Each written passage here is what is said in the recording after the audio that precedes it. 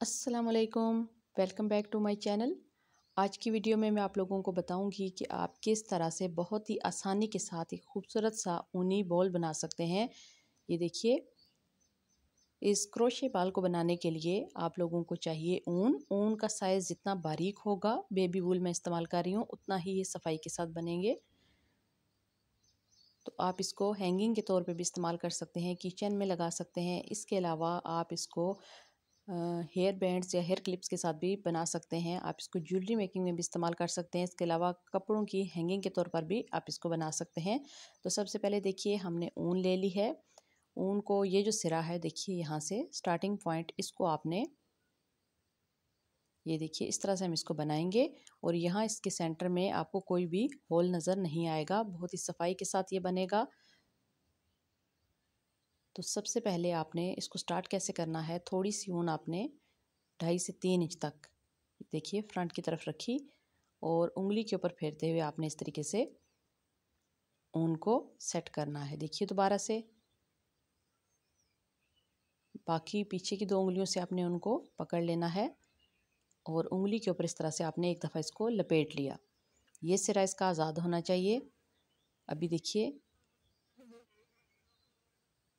इस धागे को आप अंदर की तरफ लाएंगे तो ये पहला लूप बन गया और इसको सिंपली जैसे हम बुनते हैं उस तरह से आपने एक दफ़ा बुन लेना है। दोबारा से वही अमल आपने दोहराना है। इस सर्कल को उंगली के ऊपर से उतार के आपने दोबारा से इसके नीचे से घुमा के धागे को लाना है इस तरह से, और फिर इन दोनों धागों के अंदर से आपने इस ऊन को निकाल लेना है। तो ये यहाँ पे 3 टांके हो गए। अभी यहाँ पे ये चौथा स्टिच है हमारा और इसके बाद ये 5वां। सबको एक ही तरह से आपने बुनाई करना है।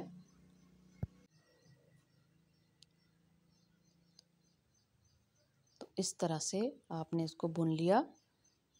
अभी देखिए, ये जो धागा शुरू पे हमने छोड़ा था स्टार्टिंग पॉइंट, इसको आपने इस तरीके से खींच लेना है थोड़ा सा। फिर इसको अच्छे तरीके से आपने टाइट करना है। अभी जो धागा आपका नीडल के ऊपर है उसको भी आपने टाइट कर लेना है। अभी यहाँ पे देखिए आपको एक सर्कल सा नज़र आ रहा है, इसको बंद करेंगे। शुरू के पहले लूप के अंदर से निकालते हुए इसको, ये देखिए इस तरह से हमने मुकम्मल कर लिया। अभी ये आपके सामने एक जो बेस है सर्कल की वो तैयार हो चुकी है। इसी के ऊपर ऊपर हम आउटलाइन बनाते जाएंगे और इस सर्कल को जितना भी आपने बड़ा करना है इस दायरे को आप इसको कर सकते हैं। अभी यहाँ पे हम एक स्टिच मार्कर लगाएंगे ताकि अच्छे तरीके से हमें याद रहे कि हमने कहाँ से इसको बढ़ाना शुरू किया था। ये पहली जो दायरे की आउटलाइन है, ऊपर वाले धागे में से निकालते हुए हमने हर एक स्टिच के अंदर से या हर एक लूप के अंदर से एक दफ़ा आपने क्रोशिए को गुजार के बुनाई करनी है। देखिए ये 2 धागे आए आपके पास, इन 2 में से ये देखिए इस ऊन को निकाला, साथ ही स्टिच मार्कर को भी आपने निकाल दिया ताकि वो यहाँ पे पक्का हो जाए। अभी अगले लूप की तरफ जाएंगे, उसमें से इस तरह से एक का पहले 2 हुआ, फिर उन 2 को आपने 1 कर दिया। ठीक है, अभी देखिए एक स्टिच हमारे पास पहले से क्रोशिए पे मौजूद था, दूसरा हमने घुमा के निकाला और फिर इन 2 के अंदर से धागे को निकाल के 1 बना लिया। फिर इससे आगे वाला लूप इसी तरह से यहाँ पे 6 या 7 जितने भी हमारे पास लूप हैं उन सब को आपने एक एक करके हर एक में एक बार आपने इस तरह से नीडल को डालते हुए उनको बुनना है इस तरह से।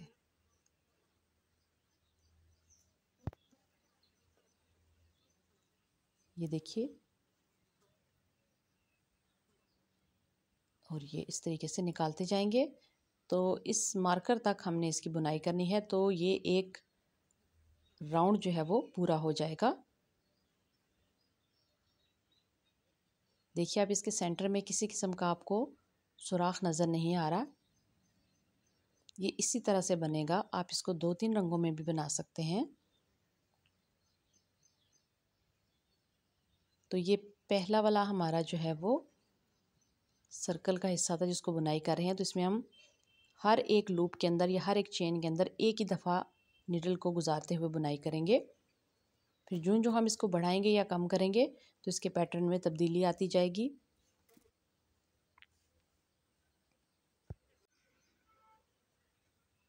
देखिए हम मार्कर के करीब पहुंच चुके हैं। अभी इस लूप के अंदर से क्रोशे नीडल को निकालते हुए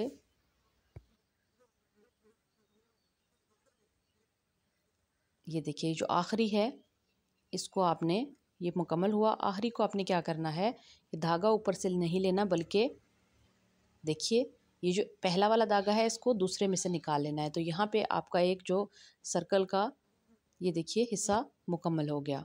एक हमारा बुनियाद थी जिससे हमने इसको शुरू किया था, बेसिक पॉइंट था, और ये इसके ऊपर मज़ीद एक चक्कर हमने बनाया है। अभी हम नया इसके आगे पीछे एक और सर्कल बनाएंगे, ये सर्कल की आउटलाइन बनाएंगे। तो आप देख सकते हैं ये अंदर से बिल्कुल सफाई के साथ और बंद बना है। इसमें किसी किस्म का होल या गैप जो है वो टांकों के दरमियान आपको दिखाई नहीं दे रहा। जैसा कि ये आपको बना हुआ बॉल नज़र आ रहा है, इसी तरह से ये भी बनेगा। तो ये इसकी बेस थी जिसको बनाना ज़रा मुश्किल होता है, इसको हमने बना लिया। अगर आप सर्कल को छोटा बनाना चाहते हैं तो सबसे जो छोटा साइज़ है वो यहीं से भी आप इसको डिक्रीज़ करना शुरू कर दें, मतलब कम करना शुरू कर दें फंदों को। लेकिन मैं इसको ज़रा बड़ा बनाऊंगी तो मैं मज़ीद इसमें जो है वो इंक्रीज़ करूंगी। देखिए कैसे। अभी हम एक नया जो है वो राउंड शुरू करने वाले हैं। तो सबसे पहला जो है वो लूप सेलेक्ट करना है आपने, इसके अंदर से नीडल को निकालना है, ये देखिए, और इन दोनों को इस तरह से एक कर देना है। ये हमने एक सिंगल लूप के अंदर एक दफ़ा बुनाई की। अभी इससे आगे वाला लूप है, अगले स्टिच को सिलेक्ट किया, इसके बाद इसको भी बुन दिया।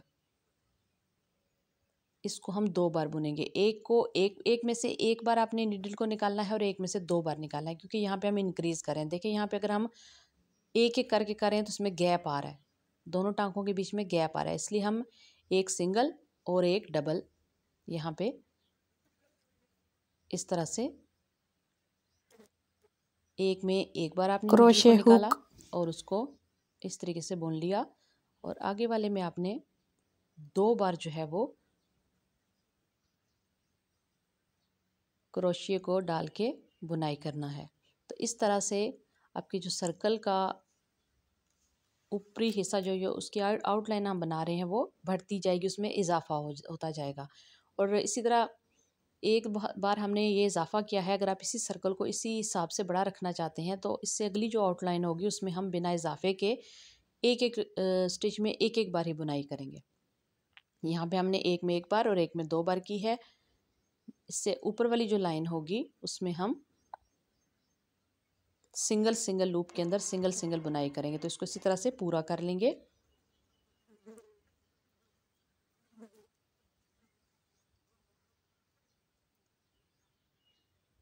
मार्कर तक इसको मैंने पूरा कर लिया, और उसके बाद जो एक एक ये देखिए, उसके बाद जो अगला इजाफा था, तीसरी जो मैंने यहाँ पे इसमें तीसरी जो आउटलाइन बनाई है इसकी, उसमें मैंने सिंगल लूप के अंदर सिंगल ही बुनाई की है। अभी आते हैं इसको घटाने की तरफ, इसको कैसे आपने डिक्रीज करना है। तो यहाँ पे देखिए एक नया राउंड शुरू हो रहा है। तो इसमें हम क्या करेंगे, ये देखिए नेक्स्ट जो हमारा लूप है स्टार्टिंग के बाद, उसको सिलेक्ट किया, उसमें से निकाला, फिर उससे अगले को भी सिलेक्ट किया, उसमें से निकाला। ये 2 लूप इकट्ठे जो है हमने लिए, और इनसे जो 3 धागे बने उन 3 को एक ही बार में आपने एक बना लेना है। देखिए हर एक स्टिच के अंदर एक बार ही आपने बुनाई करनी है,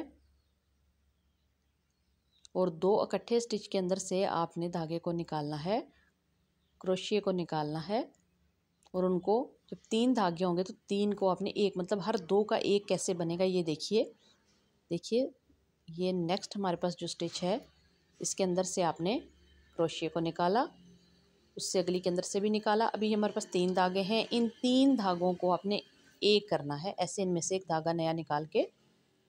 तो ये यहाँ पे डिक्रीज होना आहिस्ता आहिस्ता शुरू हो जाएगा। देखिए आपका जो पैटर्न है वो क्लोज होना शुरू हो गया है।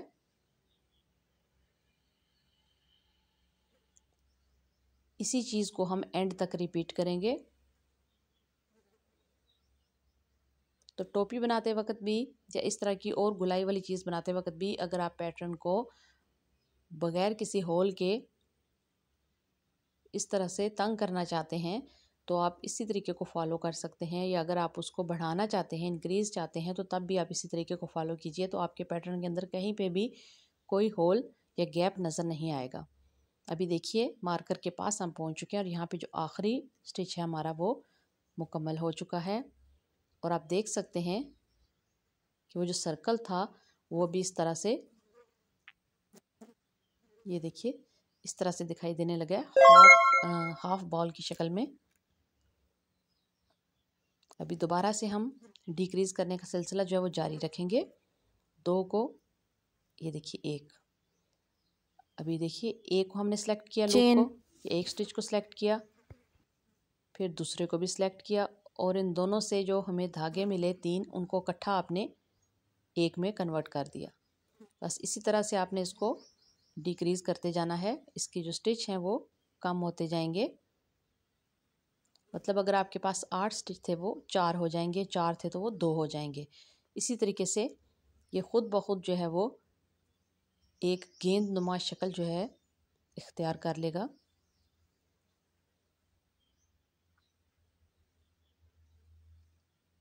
फिर इसके अंदर हम पॉलिस्टर की स्टफिंग करेंगे ताकि इसकी शेप जो है वो अच्छी दिखे।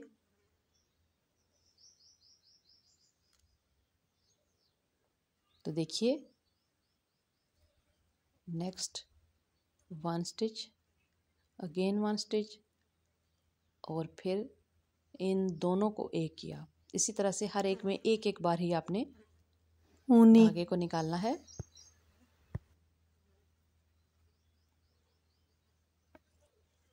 और ये देखिए इन 3 धागों का एक हो गया।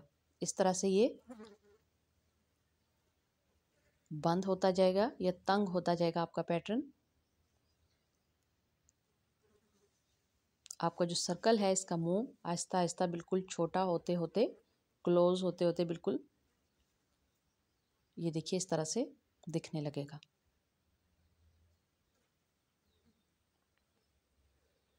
तो जो स्टिच मार्कर हमने लगाया था उस तक हम इसको ले जाएंगे, 1 और ये 2, और फिर इन दोनों को इकट्ठे ही आपने धागे से निकाल के एक कर लिया। 1, ये देखिए एक धागा तो हमारे पास शुरू से होता है, दूसरे में बुनाई की और फिर उससे अगले में, और फिर इन तीनों को एक बना लिया। 1 2 और फिर एक बना लिया। इसी तरह से आखिरी जो 2 हमारे पास हैं उनको भी आपने मुकम्मल करना है। 1 और ये स्टिच मार्कर वाला 2 और फिर इनसे ये 3। अभी देखिए कहीं से भी इसके अंदर गैप या होल आपको नज़र नहीं आ रहा।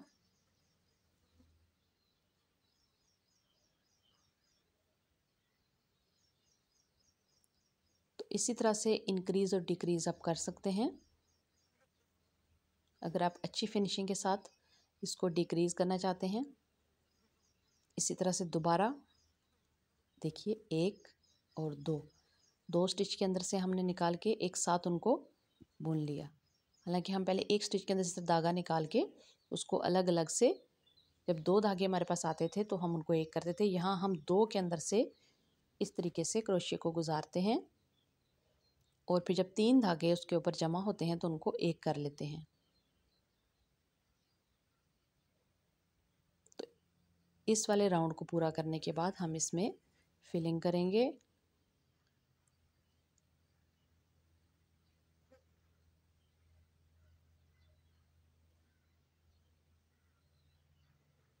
धागे को ज़्यादा ढीला रख के आपने बुनाई नहीं करना।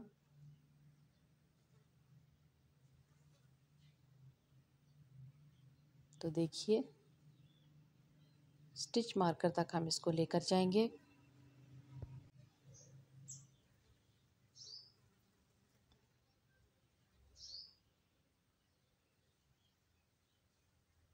एक और फिर आगे वाले लूप के अंदर से भी एक, और ये 3 धागे हुए तो हमने 3 को एक साथ जो है वो बुन लिया। अभी देखिए फाइनल जो राउंड है वो हमारे पास तैयार हो रहा है। यहाँ तक ये मुकम्मल है। अब इसके अंदर हम पॉलिस्टर की फिलिंग करेंगे, या आप जो बची हुई वूल होती है आपके पास जो आप कटाई करते हैं उसको भी आप इसके अंदर डाल सकते हैं। अभी देखिए next one loop, again next one loop. अभी ये 3 धागे हैं आपके पास, इनको एक साथ आपने इस तरह से निकाल के एक बना लेना है। इसी तरीके से देखिए एक और अगला एक। ये है फाइन डिक्रीज, जिसको आप क्रोशे वर्क में इस्तेमाल कर सकते हैं।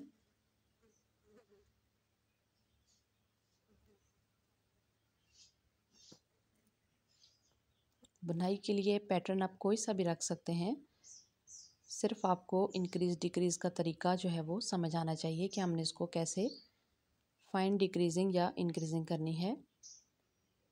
तो स्टिच मार्कर को यहाँ पे रख लेते हैं ताकि अंदाज़ा होता रहे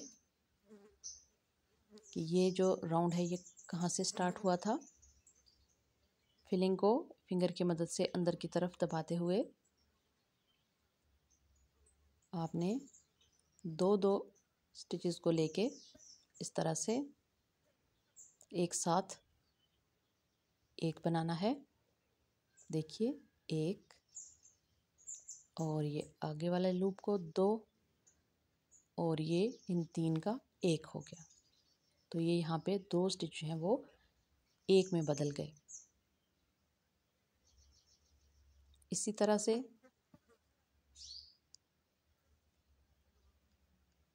स्टिच मार्कर तक आपने इनको बनाना है।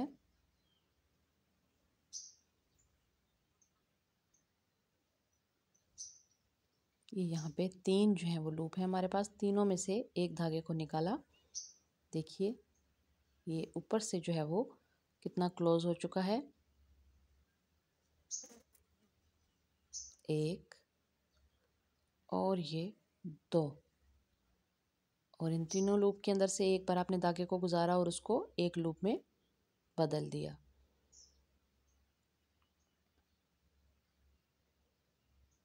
स्टिच मार्कर को निकालेंगे और ये राउंड जो है वो इसको मुकम्मल करेंगे। अभी देखिए हमारे पास सिर्फ 2 स्टिच की गुंजाइश बाकी है यहाँ पे।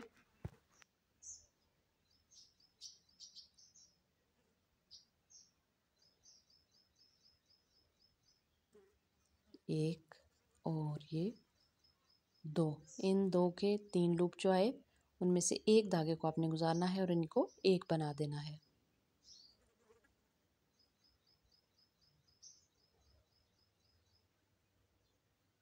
इसी तरह से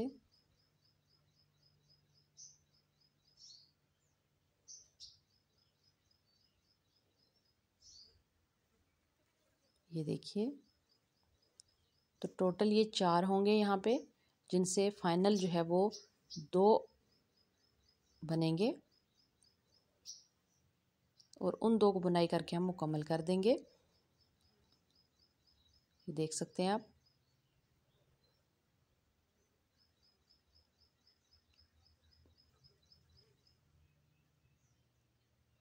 ये देखिए 3 लूप हैं यहाँ पे, इनके अंदर से धागे को गुजारा और इसको एक लूप बना दिया।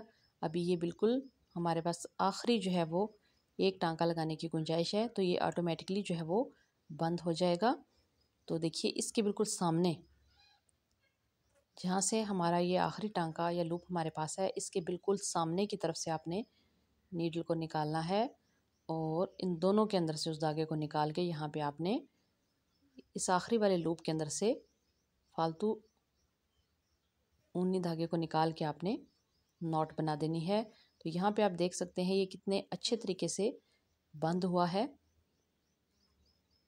कहीं से भी अंदर की स्टफिंग नज़र नहीं आ रही और इसकी शेप भी काफ़ी अच्छी आई है। तो इस तरह से आप आसानी के साथ बगैर किसी गैप या होल के बहुत ही अच्छे तरीके से नफासत के साथ जो है वो क्रोशिया के बॉल बना सकते हैं और इनको मुख्तलिफ़ चीज़ों में इस्तेमाल कर सकते हैं। तो उम्मीद करती हूँ आपको क्रोशिया बॉल की ये वीडियो अच्छी लगी होगी। मज़ीद ऐसी अच्छी वीडियोस के लिए मेरे चैनल को लाइक और सब्सक्राइब कीजिए और साथ लगे बेल के आइकन को लाजमी दबाएं ताकि मेरी आने वाली हर नई वीडियो का नोटिफिकेशन आप लोगों को बर वक्त मिल सके।